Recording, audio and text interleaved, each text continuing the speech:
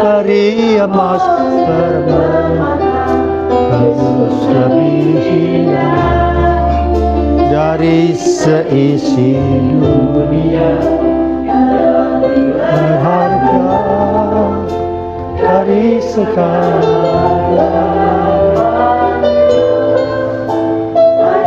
Dalam Yesus ada damai sejahtera.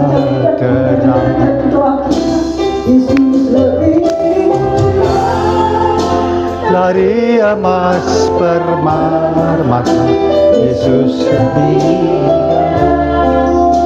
dari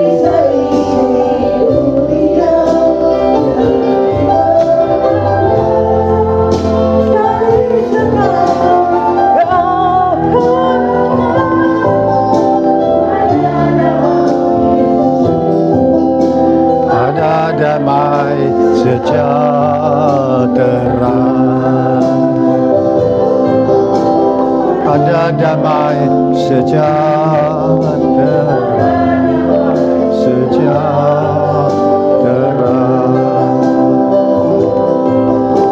ada damai sejahtera.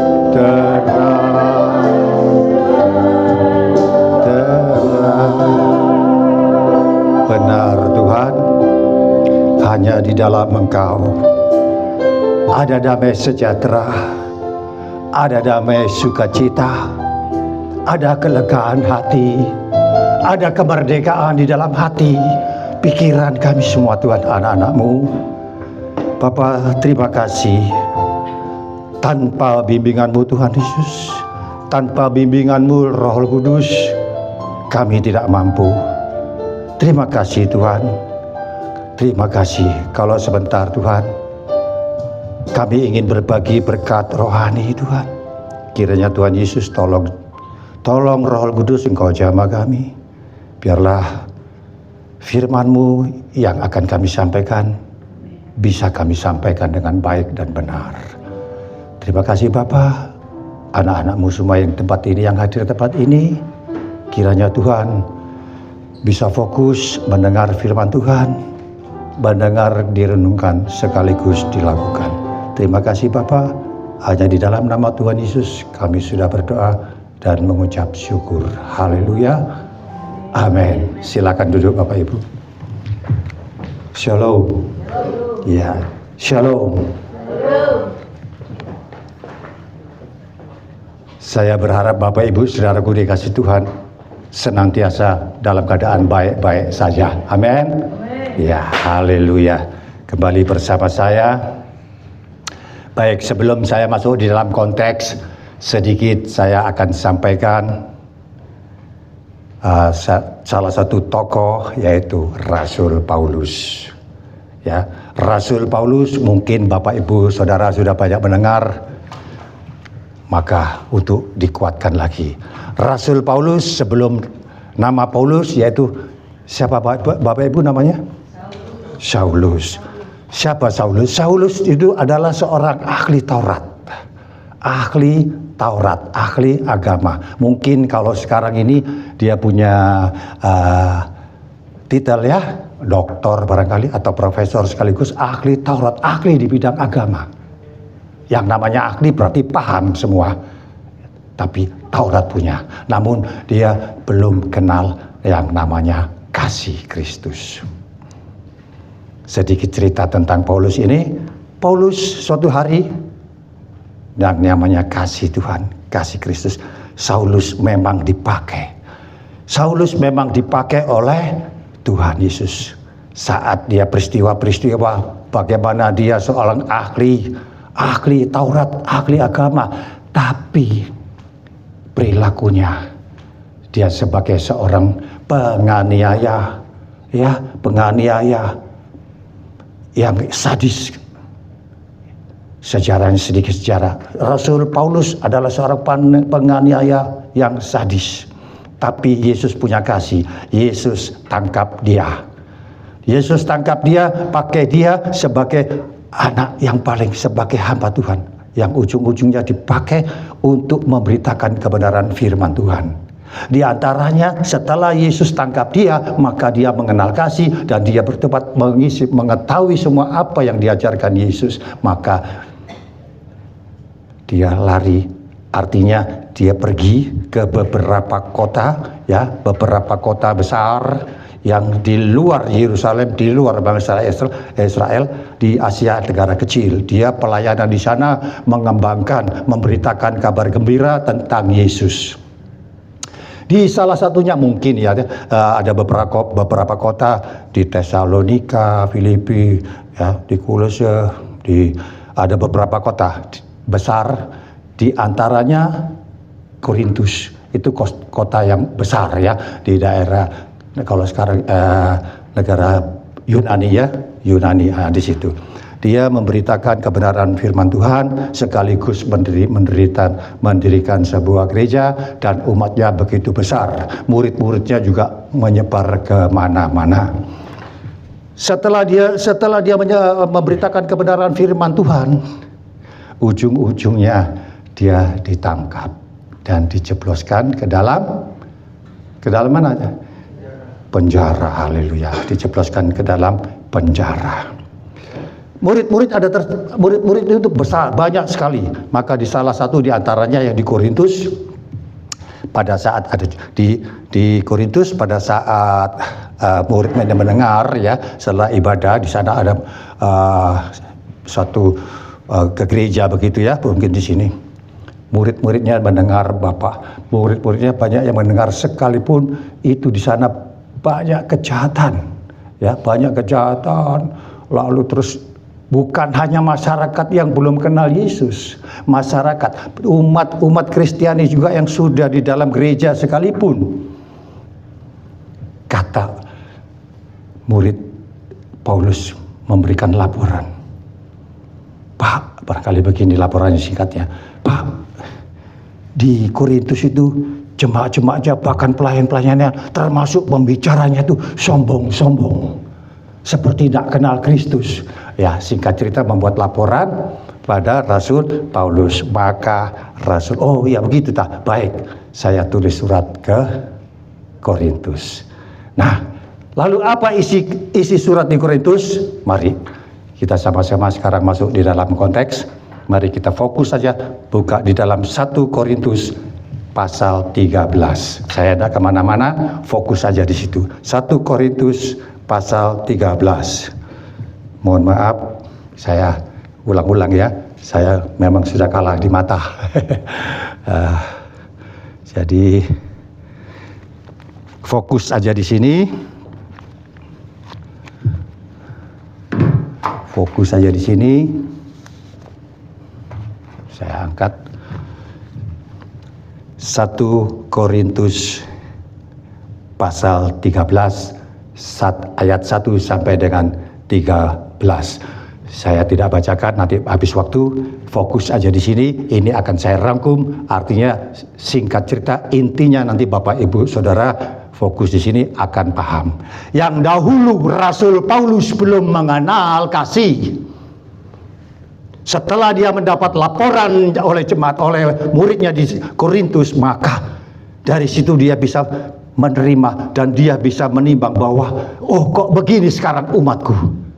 Sejak saya tinggalkan, mengapa dia begini? Para majelis, jemaat, para pelayan semua, termasuk pembicara yang di saat itu, sombong-sombong. Itu laporan dari murid Rasul Paulus.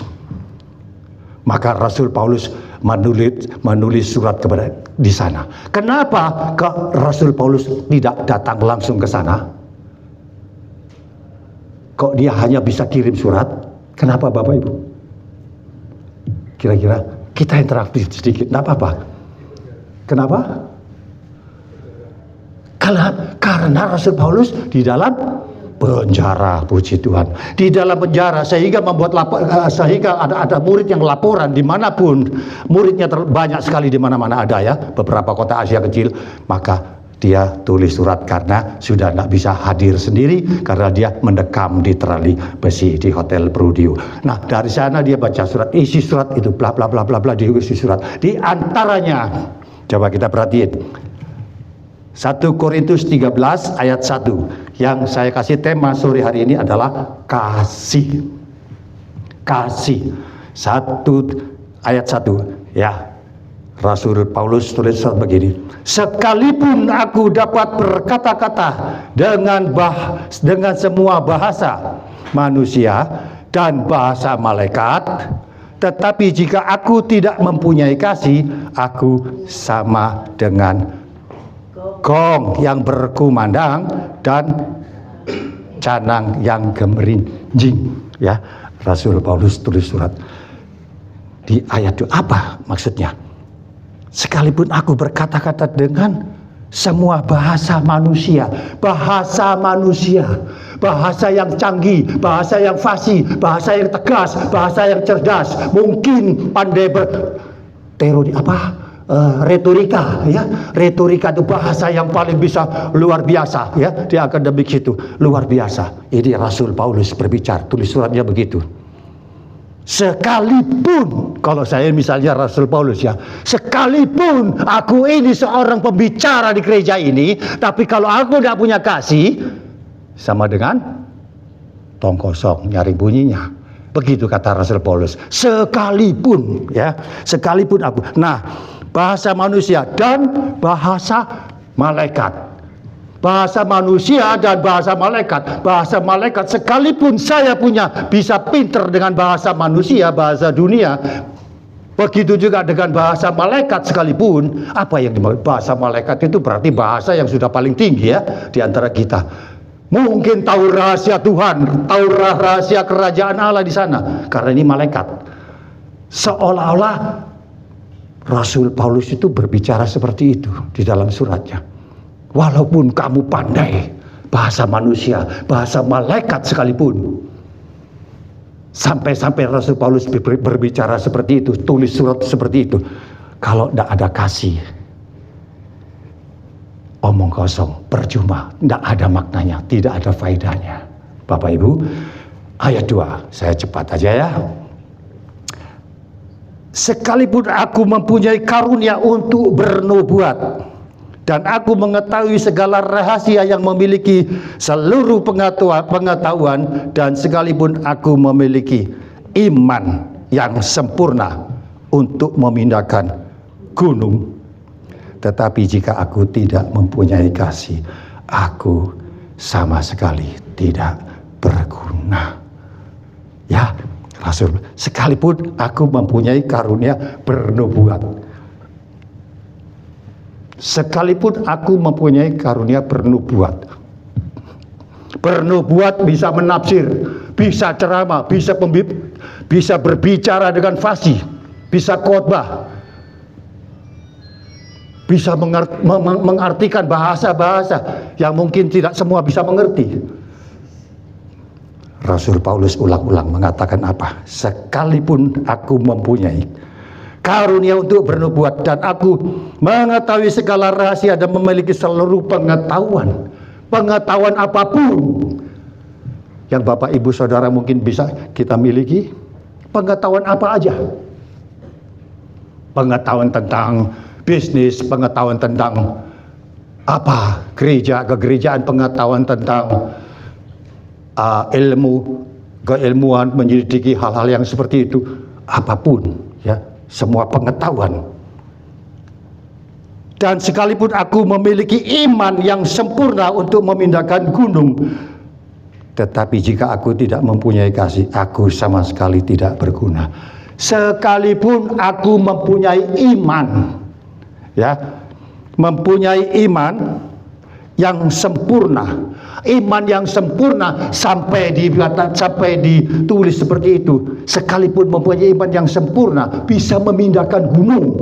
Nah, di sini ditekankan berarti iman yang paling jos, iman yang paling tinggi, iman yang paling luar biasa di antara kami semua, kita semua. Sampai-sampai dia membuat satu ilustrasi, gunung pun bisa kau pindahkan. Berarti iman ini bukan iman ecek-ecek, begitu kan? Iman yang luar biasa. Namun sekali lagi ditekankan, kalau tidak ada kasih, percuma, tidak ada gunanya di sini. Sekalipun iman kita besar, iman kita luar biasa, diumpamakan, dikasih ilustrasi, kau punya iman, gunung pindah. laut terbelah. Seolah-olah Rasul Paulus itu seperti itu mengatakan. Nah, di sini ditekankan sama Rasul Paulus, karena Rasul Paulus sudah mendengar dari muridnya bahwa orang-orang jemaat kita yang ada di Korintus itu sekarang sudah mulai sombong, sudah mulai siapa aku, sudah mulai satu dengan yang lain, sudah apa artinya ya seperti itu ya, artinya tidak saling menghargai lagi, sombong, aku, siapa aku? Nah, seperti itu Rasul Paulus setelah mendengar maka dikirim surat di ayat ketiga, lanjut. Dan sekalipun aku membagi-bagikan segala sesuatu yang ada padaku, sekalipun aku membagi-bagikan segala sesuatu. Kalau mungkin Bapak Ibu Saudara berkelebihan di dalam hal materi, Anda bagi-bagi. Tiap hari mungkin satu hari satu pickup. Kalau bentuk materi, bentuk barang. Kalau bentuk uang barangkali tiap hari sodor uang kiri kanan, bagi-bagi angpau barangkali ya. Tiap hari kita lakukan itu.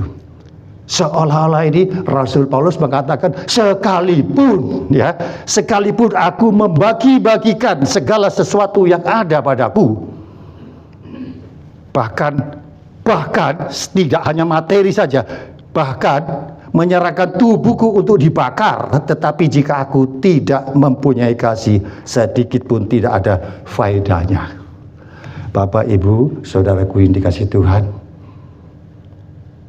rupa-rupanya Rasul Paulus ini berbicara tentang perumpamaan dirinya. Sekalipun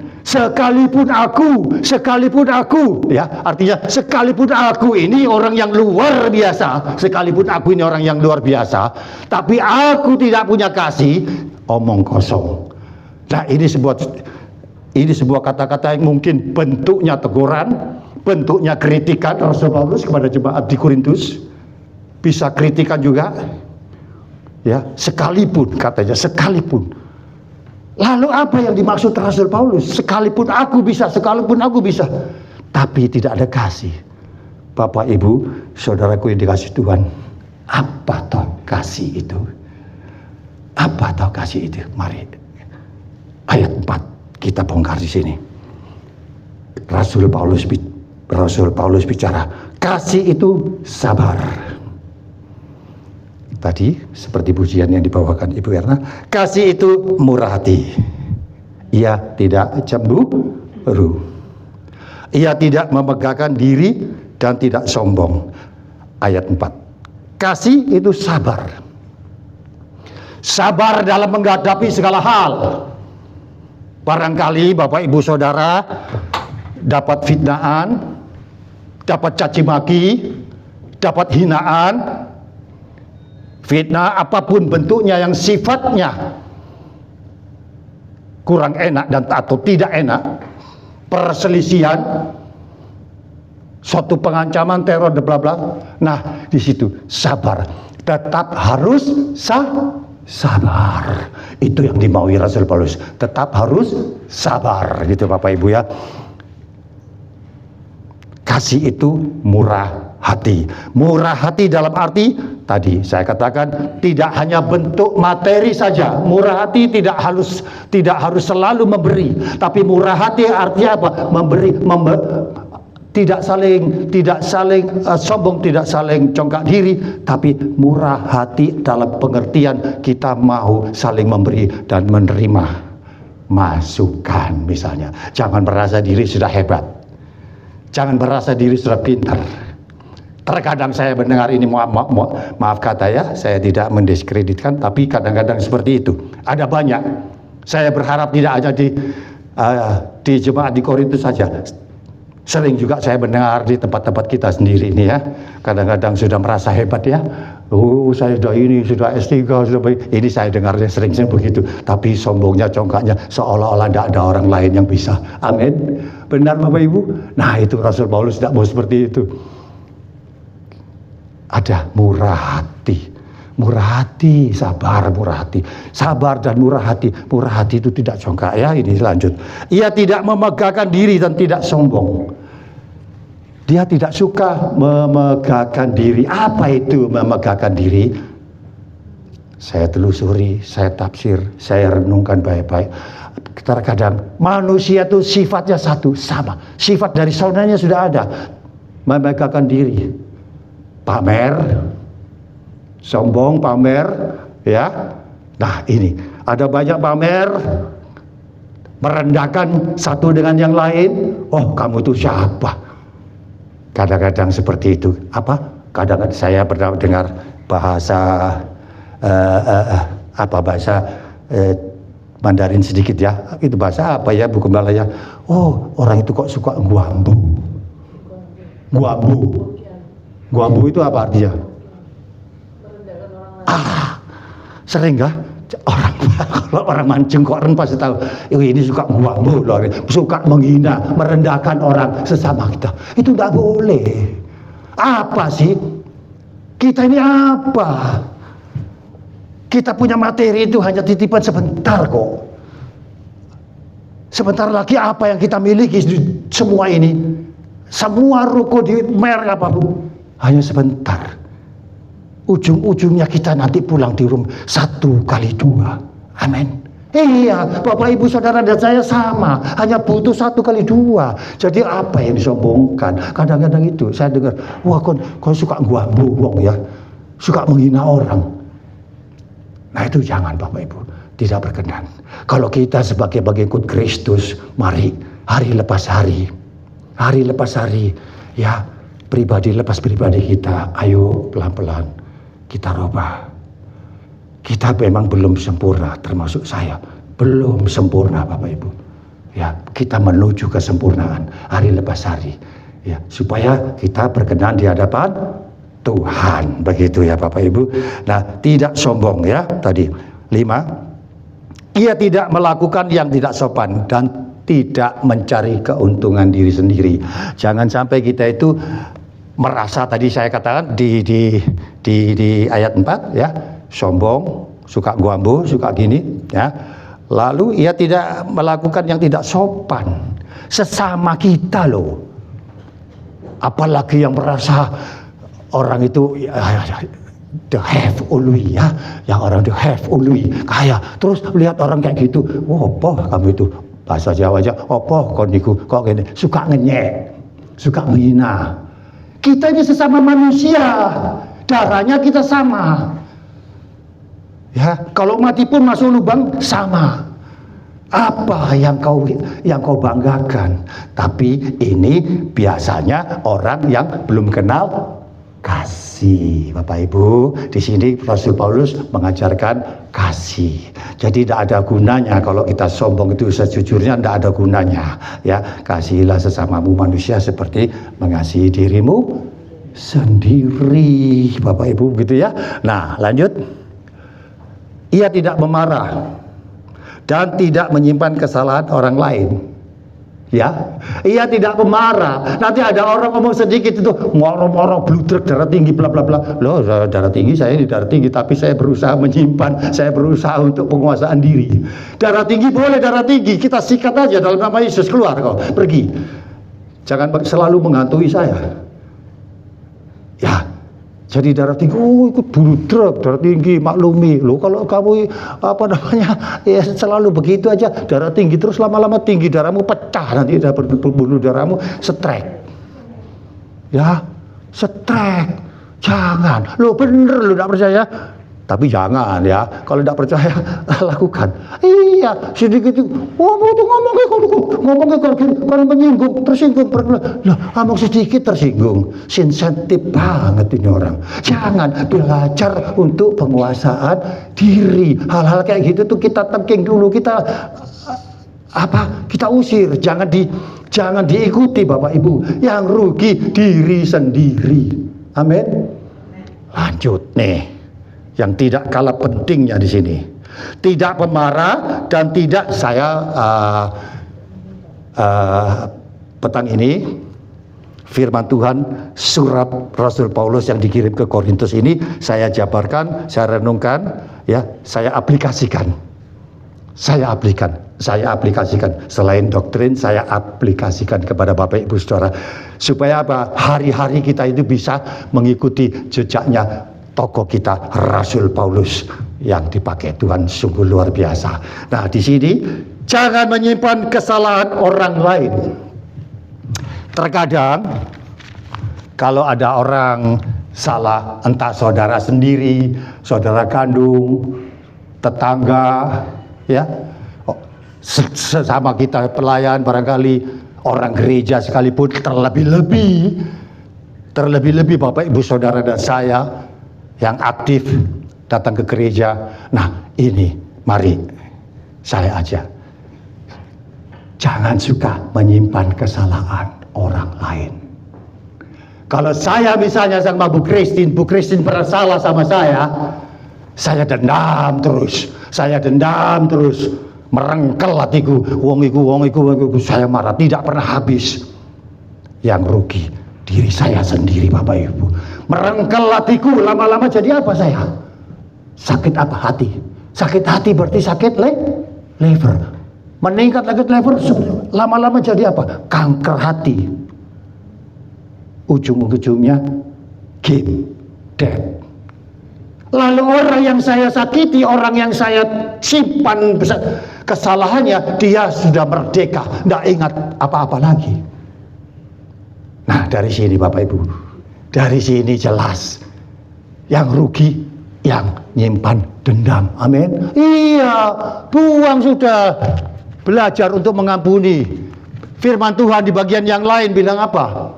Kalau engkau tidak bisa mengampuni Bapak, engkau tidak bisa mengampuni sesama, aku pun tidak akan bisa mengampuni kamu. Kalau Bapa di surga tidak bisa mengampuni kita, kemana kita nanti larinya? Kemana Bapak Ibu? Seandainya kita tidak bisa mengampuni, ini firman Tuhan di bagian yang lain.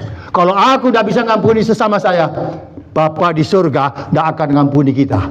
Kalau Bapa di surga tidak bisa mengampuni kita, kita kemana? Kalau sudah game, iya, saya angkat tangan sama yang mau ke neraka. Tidak ada yang mau kan? Iya, ayo belajar. Kalau ada, saya berharap di sini tidak ada begitu. Tapi perlu saya sampaikan supaya kita hari lepas hari belajar. Belajar untuk seperti itu. Termasuk saya sendiri yang bicara. Belajar dan belajar terus. Tuhan, saya tidak bisa loh ngampuni orang. Saya mangkel orang itu. So menjano pol, apa mana utang gak bayar. Loh, janjinya gak, misalnya itu. Sini sering saya dengar di sana, ya, di tangga kiri kanan, di saudara, sering belajar. Memang berat loh.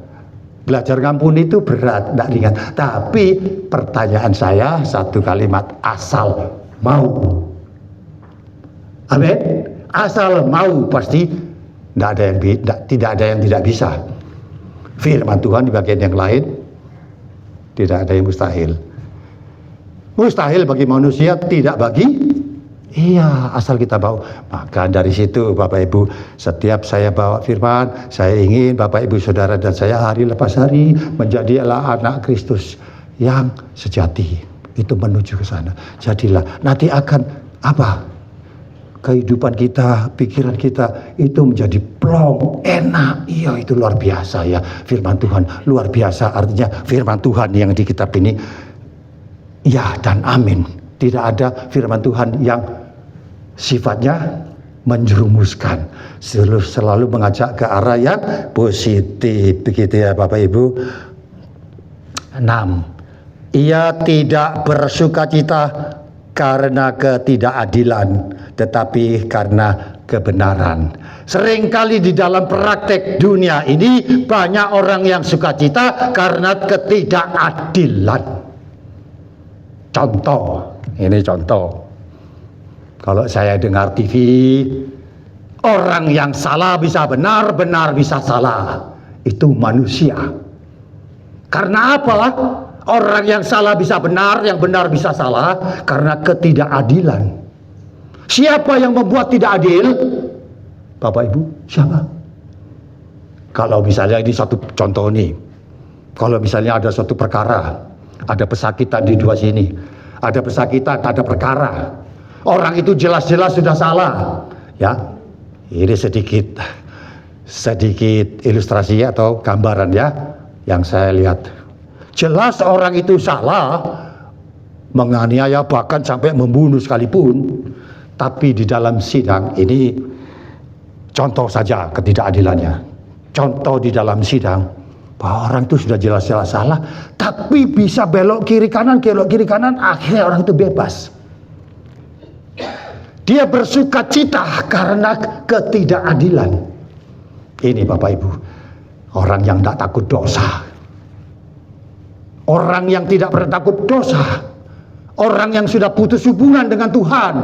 Apalagi sebagai orang Kristen misalnya, dia mati rohani, yang putus hubungan dengan Tuhan, sehingga dia tidak tahu apa yang dia lakukan itu baik atau benar. Buta hatinya sudah ditutup, pikiran perasaan jiwanya sudah mati, putus hubungan karena putus hubungan dengan Tuhan. Terlebih-lebih kalau saya mendengar itu orang Kristen, sama bunyinya, saya orang Kristen. Bapak Ibu, ayo bersukacita karena ketidakadilan, bukan di dalam kebenaran. Bapak Ibu, kasihan saya mendengarnya. Ini ternyata firman Tuhan itu ada semua di dalam semua aspek kehidupan. Oh nyata ya, ternyata ada. Ternyata firman Tuhan ini ya dan amin, benar. Nah dari situ Bapak Ibu, dari situ saya renungkan, sungguh orang-orang jahat seperti ini. Ya, sekali lagi Rasul Paulus tulis surat kepada jemaat di Korintus, ada banyak yang seperti itu. Dan itu berlaku bukan hanya di jemaat di Korintus saja. Karena firman Tuhan berlaku itu seluruh dunia bagi orang yang setiap percaya kepada Yesus, bahwa ini adalah satu tuntunan, gambaran yang harus kita panuti. Ada amin Bapak Ibu? Iya, kita panuti. Dan Rasul Paulus memang sungguh luar biasa dipakai Tuhan. Kalau dahulu dia belum kenal kasih, sekarang dia kenal kasih. Kalau dia dulu penganiaya yang sadis, pembunuh yang sadis, apakah dia salah saat itu? Bapak Ibu, Rasul Paulus apakah salah saat dia dulu? Salah apa enggak waktu dia belum menjadi pengikut Kristus? Dia kan ahli Taurat. Dia lakukan hal seperti itu, salah enggak kira-kira? Salah apa enggak? Hah? Rasul Paulus dulu namanya kan Saulus, ahli Taurat, belum kenal kasih. Ahli Taurat, ahli agama ya, belum kenal kasih. Perilakunya sebagai penganiaya, pembunuh yang sadis kepada pengikutnya Kristus. Pertanyaan saya, salah enggak Saulus itu? Hah? Siapa yang bilang salah? Oh, yang bilang benar? Ayo. Tapi nyantol enggak pertanyaan saya? Saya ulang ya. Ini perlu penting, nanti di jalan juga penting Bapak. Ini bukan pengajaran ya. Kalau pengajaran nanti panjang, itu bisa 2 jam lebih kalau pengajaran. Tapi sedikit supaya paham. Rasul Paulus dulu namanya siapa? Saulus. Dia ahli Taurat, ahli Taurat, ahli agama, ya agama Yahudi ya, hukum Musa dulu. Dia lakukan ya sebelum dia dipakai Yesus, dia melakukan hal-hal yang jahat, termasuk penganiayaan yang sadis, ya, penganiayaan yang sadis, ya, mungkin pembunuh yang sadis. Dia lakukan semua itu, paham sini? Lalu saya bertanya, salah apa enggak Saulus saat itu? Hah? Salah? Tapi pertanyaan saya ulang-ulang deh ya. Pertanyaan saya tadi nyantol enggak? Mudeng enggak? Mudeng. Jawabnya salah apa benar? Salah. Ya, salah. Berarti sudah deal ya, salah ya. Dulu kan Saulus, dia ahli agama, dia lakukan seperti itu. Hai Saulus, kenapa engkau menganiaya aku? Kata Yesus. Kenapa engkau menganiaya aku? Dan yang dilakukan oleh Saulus saat itu, sebelum mengenal Yesus, sebelum mengenal kasih, dia tidak salah. Karena dia taat akan kitabnya. Bapak Ibu, dia itu taat akan kitabnya. Dia menjalankan kitabnya seperti saya sekarang menjalankan kitabnya. Arti engkau jangan mencuri. Loh, saya tidak mencuri, salah benar. Nah, seperti itu.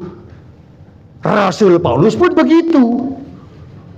Penganiaya yang bukan punyamu, yang tidak seirama, yang tidak sejalan dengan kau, maka kau bisa penganiaya. Maka aku izinkan engkau.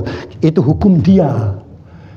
Jadi Saulus itu enggak salah karena belum kenal kasih, belum kenal Yesus. Tapi setelah dia ditangkap oleh Tuhan Yesus, Yesus berkata, "Hai Saulus, mengapa engkau menganiaya aku?" Ya, enggak panjang. Nanti kalau panjang historisnya lama. Ditangkap sampai di situ aja. Ditangkap, dipaker. Yesus sungguh luar biasa, maka dia menyebarkan kabar gembira, yaitu tentang kasih. Setelah dia tahu apa itu artinya kasih, maka dia sangat menyesal dan dia bertobat. Ternyata yang benar ini adalah Tuhanku, Yesus Tuhan dan Juru Selamat. Ya, dia menyebarkan kekristenan, kabar gembira selain di Israel, di beberapa negara di Asia kecil, ya, termasuk di Korintus ini. Korintus ini dia kirim surat karena sudah mulai tidak benar. Nah, di situ ya, saya lanjut. Jadi apa yang kita punyai, ajaran kita yang punyai, saya jalankan di sini, saya tidak salah. Ya, setelah dia mengenal kasih, baru dia paham semua. Oh, ternyata ajaranku ini tidak benar, Bapak Ibu. Itu ya. Ya, oke. Lanjut. 7. Iya, saya mau cepat aja. Kurang berapa nih? Kasih kode ya. Ia menutupi segala sesuatu, percaya segala sesuatu, mengharapkan segala sesuatu, sabar menanggung segala sesuatu. Apapun urusan kita, apapun cemohan kita, apapun hinaan kita, Tuhan, sabar, tahan, redam, jangan nurut emosi untuk dibalas. Jangan ikut irama-irama yang sifatnya membuat nanti akan menjadi chaos dan kacau. Itu redam saja. Diredam, bukan disimpan untuk disakiti, untuk didendami, tapi didoain, Bapak Ibu. Itu ya ayat 7 di situ. Menutupi segala sesuatu, percaya, mengharapkan segala sesuatu, mengharapkan dan menanggung, ditanggung. Tuhan ampuni orang itu. Ampuni tadi Pak Bijil, maaf contoh. Ampuni Pak Bijil, tadi sudah membuat salah saya. Kita ampuni, belajar diredam dan minta ampunkan, kita berdoa. Ya, seperti itu. Firman Tuhan di bagian yang lain. Apa? Jangan misalnya ini jahat, jangan balas kejahatan dengan iya. Gitu loh Bapak Ibu, ini maksudnya di sini. Jangan kita layani. Jahat dibalas jahat, jadinya apa? Habis. Sama-sama beraninya habis, gitu ya. Bapak Ibu, lanjut. Kasih tidak berkesudahan, nubuat akan berakhir, bahasa roh akan berhenti, pengetahuan akan lenyap. Sebab pengetahuan kita tidak lengkap dan nubuat kita tidak sempurna. Diulang-ulang Rasul Paulus, sekalipun saya bisa nubuat, bisa bahasa roh, bisa punya pengetahuan yang luas, tapi saya tidak dikasih, tidak ada punya kasih, berarti saya itu belum. Ini ibaratnya jelasnya belum lengkap. Belum lengkap, kata Rasul Paulus. Belum lengkap, jadi percuma. Ya, ini konteksnya di situ. Belum lengkap, ya. Sebab pengetahuan kita tidak lengkap dan nubuat kita tidak sempurna. 9 ayat 9. Seperti itu Bapak Ibu saudaraku kasih Tuhan. Rasul Paulus lanjut 10. Saya lebih baik baca sini. Cepat, waktu mau habis. Tetapi 10 ya, tetapi jika yang sempurna tiba, maka yang tidak sempurna itu akan lenyap. Tetapi jika yang sempurna itu tiba, maka yang tidak sempurna itu akan lenyap. Artinya kalau kita sudah sempurna, kita sudah lengkap yang dimaksud, yang dimaui, yang disempurnakan, yang diberitakan oleh Rasul Paulus ini sudah lengkap semua di situ, maka yang tidak sempurna, kejelekan, kasar yang tadi saya katakan yang sudah dibahas sebelumnya itu lenyap semua. Tinggal hal-hal pikiran yang positif. Amin. Iya. Ya, yuk kita belajar hari lepas hari supaya kita datang berjemaat, kita datang mendengar firman ini, pulang tidak akan sia-sia, tapi bisa mengubah kehidupan Bapak, Ibu, Saudara dan saya yang dahulu belum mengenal, yang lambat laun bisa menjadi mengenal, dan lambat laun bisa merdeka hati dan pikiran saudara, merdeka di dalam materi, berkecukupan, merdeka sukacita di dalam pikiran hati, itu menjadi lengkap Bapak Ibu. Itu luar biasa. Jangan sampai, permisi kata ulang-ulang saya katakan, bukan berarti Anda tidak boleh kaya, bukan. Kaya jasmani, kaya rohani, itu lengkap, benar? Amin. Pak, titis apa ini? Ayung, benar? Iya, Ayung lupa. Iya, saya senang sekali karena dia aktif di gereja. Itu penting. Kaya materi, kaya rohani, itu lengkap. Jangan sampai kaya jasmani, kaya duniawi toh, tapi Anda tidak kaya rohani. Firman Tuhan di bagian yang lain bicara apa? Apa gunanya kau peroleh seluruh isi dunia, tapi kau kehilangan nyawanya? Ayatnya cari sendiri, baca di sana, panjang di sini nanti. Itu firman Tuhan loh ya, bukan saya. Cari sendiri di rumah. Artinya apa? Kaya semua Surabaya ini milik saya, tapi saya kehilangan nyawa. Artinya kita mengaku sebagai pengikut Kristus, punya Surabaya, tapi kita tidak kenal Kristus, mati mlebu neraka kaya apa? Gitu Kayung ya. Oke, lanjut. Ya, seperti itu. 11. Ini tidak kalah penting. Ketika aku kanak-kanak, ya, aku berkata-kata seperti kanak-kanak. Aku merasa seperti kanak-kanak. Aku berpikir seperti kanak-kanak. Oke, tidak masalah. Karena memang Bapak Ibu Saudara saat itu masih kanak-kanak. Jadi tidak ngerti dosa. Ya kan? Ya kanak-kanak lah. Pikirannya masih kanak-kanak. Kanak-kanak dan kanak-kanak. Pikiran masih kanak-kanak. Ada kode ya waktu ya lu. Ya, tab gitu ya, kasih alarm. Masih sebenarnya firman Tuhan itu sebaiknya tidak dibatasi ya. Kalau ngobrol panjang tidak apa-apa. Tapi kalau siapa yang haus akan firman Tuhan itu, tidak merasa bosan sebenarnya loh. Begitu. Kalau dahulu kanak-kanak, pikirannya ya kayak arek-arek, ya iri, ya kerekeran. Kerekeran ki apa ya bahasa Bima? Bakalai kalau pada Manado, baku hantam, ya itu anak-anak. Tapi Bapak Ibu Saudara dan saya ini sudah tua bangka, saya ini gitu, saya sudah tua bangka, jadi saya ya harus berpikiran usia sudah tua, pikirannya pun harus sudah tua juga, gitu loh. Ini yang dimaksud. Kalau dulu kanak-kanak, nak-kanak kepi, sekarang lamare tak kanak-kanak lagi. Boleh ya, sudah jadi dewasa. Jadi artinya begini, kalau dulu anak-anak, ini tadi cara Inggris dia tuh, Inggris Timor. Engkau ngocak Inggris Timor ya, ya seperti itu. Dulu masih arek-arek anak-anak sekia, ini cetau sekia. Iya anak-anak pikirannya ya kayak anak, tapi sekarang sudah tua, makanya pikirannya sih jadi tua, sedikit tersinggung, sedikit marah, sedikit itu tidak benar ya, menjadi terlalu sensi, nanti ngerusak pikiran, otak ini merusak batin.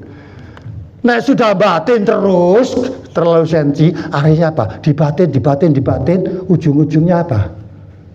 Sesak. Lo sakit apa dia? Asma. Sesak napas alias asma. Nggak percaya? Buktiin.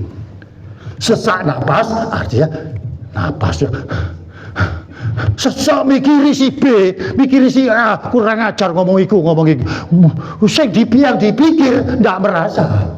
Sesak napas, rugi diri sendiri, akhirnya asma. Kalau sudah asma, panggil oksigen. Oksigen itu beli. Nah, sekarang ini orang sehat itu mahal apa murah? Sehat itu mahal atau murah? Hah? Siapa bilang murah? Ayo. Pinter ibu. Sakit itu mahal. Oksigen meleleh itu beli. Ya, oksigen meleleh. Dokter beli, suster pakai juru rawat beli. Satu hari di Santio. Ya, Pak yang jaga. Umurnya ini sedikit cerita pengalaman. Kalau sudah pakai oksigen, menggi mentol, tahu menggi mentol itu. Usianya di mana? Selain nyawa ini di tangan Tuhan, di tangan siapa? Hah? Di tangannya suster sing Joko itu. Ngantuk, saya lupa. Habis tak diganti game. Jadi Bapak Ibu, sehat itu murah, sakit itu mahal. Orang tidak tahu, sakit itu murah loh, beli sakit kok murah. Ya kok dibalik-balik. Ya, sakit, sehat itu loh murah, tidak bayar. Terima kasih Tuhan, Engkau sudah pelihara saya sepanjang malam hingga pagi hari ini. Engkau masih memberikan kami napas kehidupan segar dengan gratis. Gratis, tidak bayar. Itu loh penting. Ini nyata loh, napas itu. Benar Bapak Ibu, ya. Artinya di situ ya kita belajar terus hari lepas hari. Saya pingin banget lah, ya. Seperti contoh, sudah tidak usah cerita pribadi saya ya, nanti tidak bagus. Artinya hal apa aja, saya tidak pernah sambat sama orang. Iya, tanya Bu Gembala ini. Saya pernah sambat enggak Bu Gembala, Pak Gembala? Enggak pernah. Apapun yang ada, saya pernah sedikit bersaksi. Benar, kesaksian saya ini bukan palsu. Saat ini nyonya saya masih hidup, otak dede masih ada situ. Otak dede masih ada situ. Itu dedeku. Nah, ya, iya, itu. Saya sedikit bersaksi, jadi saya tidak bersambat. Beras tidak ada, dulu pernah saya omong tuh di sini. Beras tidak ada, gula tidak ada, apapun sudah habis. Non, ini habis, tidak ada apa-apa. Ayo non, tadi masih ada gula 1 sendok barangkali tak ada, bikin teh saya aduk. Tuk. Gula sebesar. Terima kasih Bapak di surga, kiranya Engkau berkati teh manis ini menjadi berkat supaya perut saya berdua yang tadi lapar menjadi kenyang. Terima kasih Yesus. Hanya itu. Separuh tak kasih, separuh kenyang.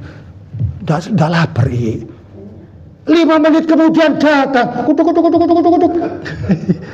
Pak Ardi, apa? Siapa tahu namanya Bulis ya? Bulis. Bawa 1 kresek, utuk.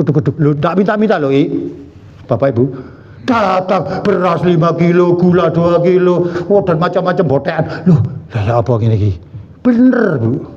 Tak pernah sambat, bersyukur, mengucap syukur di dalam segala hal. Tuhan mendengar dan Tuhan mengasihi anak yang sungguh-sungguh taat akan ajaran Yesus. Ada amin? Iya Bapak Ibu, praktek, tidak percaya, praktek segala macam itu semua praktek. Yesus tidak membiarkan anaknya seperti itu. Ada amin?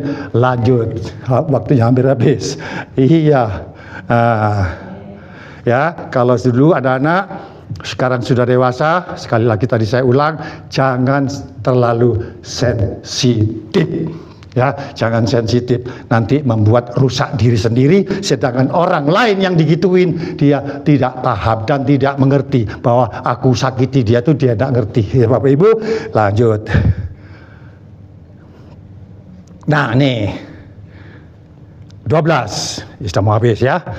Karena sekarang kita melihat dalam cermin suatu gambaran yang samar-samar, tetapi nanti kita akan melihat muka dengan muka. Sekarang aku hanya mengenal dengan tidak sempurna, tetapi nanti aku akan mengenal dengan sempurna seperti aku sendiri dikenal.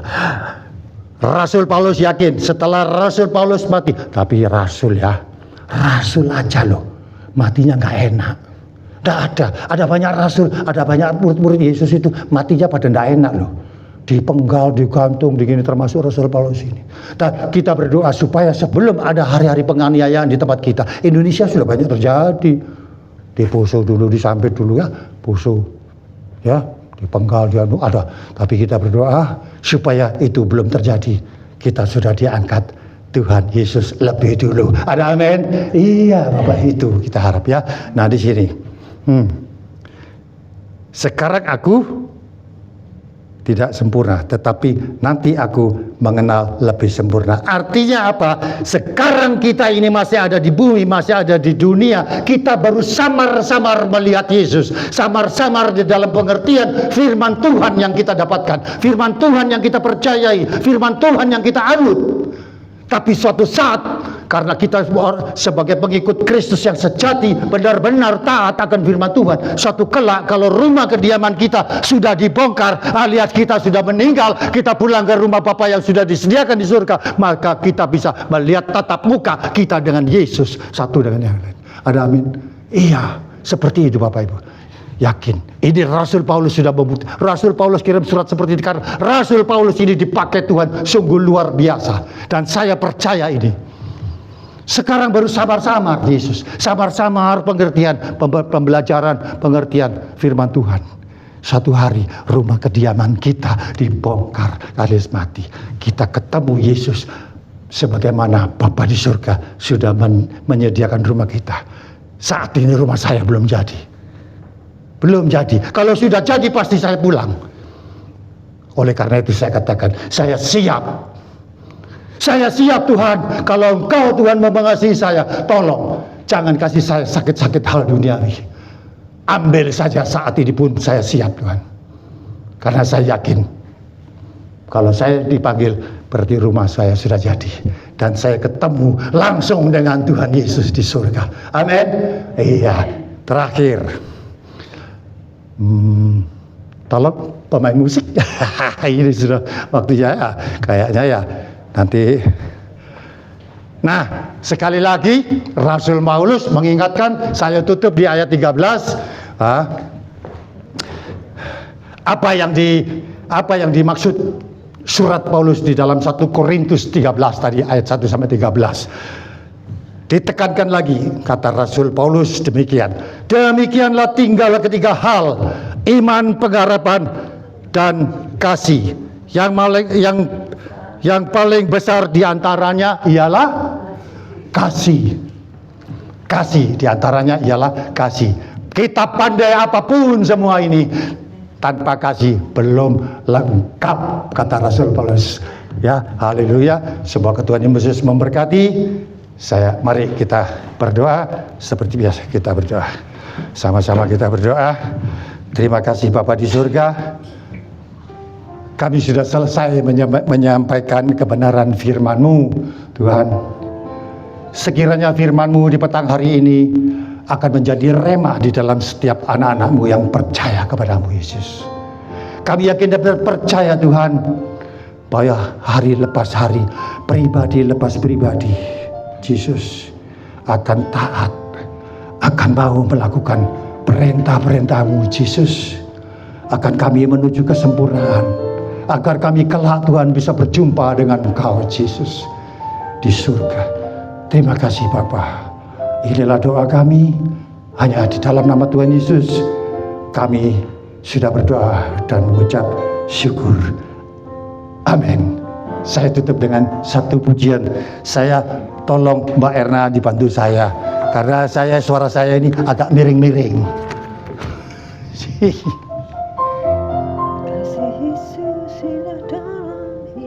Yes, yang kencang ya, tolong dibantu.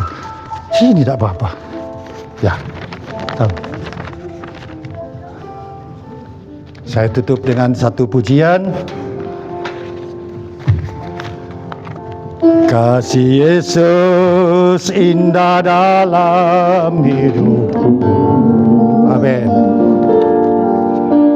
Menghiasi kali dan jiwaku. Ku tak dapat hidup tanpa kasih-Mu Tuhan. Pegang tanganku sepanjang jalanku. Yesus indah dalam hidupku. Amin. Menghiasi hati dan jiwaku. Ku tak dapat hidup tanpa kasih-Mu Tuhan. Pegang tanganku sepanjang jalanku. Kasih Yesus membepani jalanku. Seperti sungai yang tak pernah kering. Kasih Yesus membepat hatiku. Dalam kasih-Mu ku merasa teduh. Dalam kasih-Mu ku merasa teduh. Terima kasih Tuhan Yesus memberkati saudara.